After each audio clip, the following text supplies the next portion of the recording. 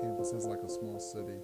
It has residences, it has commercial, it has police, and all those things in circulation, so you're trying to figure all of that. And then, of course, the buildings are purely architecture. I was talking to students and I said, so why did you come to Elon? And they will often say, the campus. And so when someone says that, I don't think they're saying, oh, it's pretty and that's why I came. It is a beautiful campus. But I think what happens for people is they arrive on our campus and they can see themselves being successful here. And I think the same thing happens when you drive to a city. And then recently, the Board of Trustees has asked us, because we've been in such a growth mode of building and construction, to pause and to identify the spaces on campus which will stay green.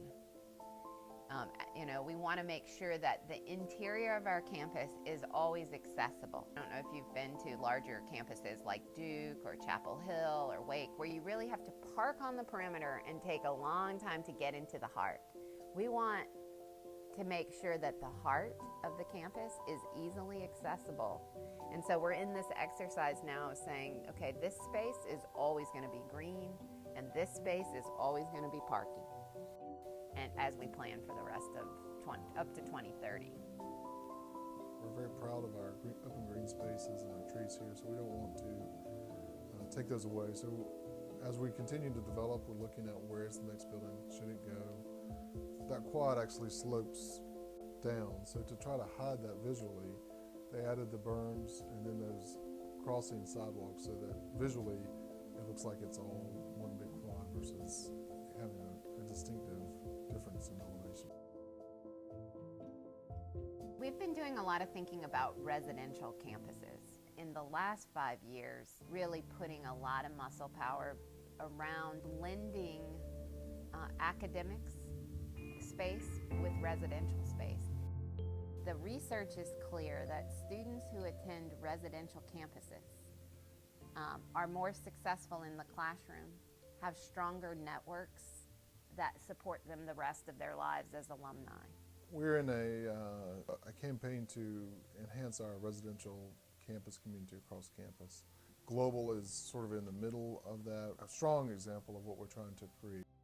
We primarily would be looking for spaces for intellectual collisions to happen, whether that's inside a classroom or outside the classroom. But even also looking at spaces like Arazu, where it's a comfortable setting where both faculty, students, and staff would go naturally and potentially pick up the same conversation they were having in the classroom or even a new topic. So it makes an effective classroom. So for example, Linda 106, a couple of years ago, we took out the existing classroom furniture and brought in more mobile seats with a work surface so that the faculty member could easily get students to listen to a lecture and then very quickly be able to huddle up into smaller groups to do some small class exercises. All of our buildings are designed and built to be LEED sustainable buildings. So it's a third-party verification that we are designing and building a building that is protective of the environment. Elon has become really successful. We've been on this upward trajectory. We're now ranked first in the region on U.S. News and World Report, and the area surrounding us has not enjoyed that same success.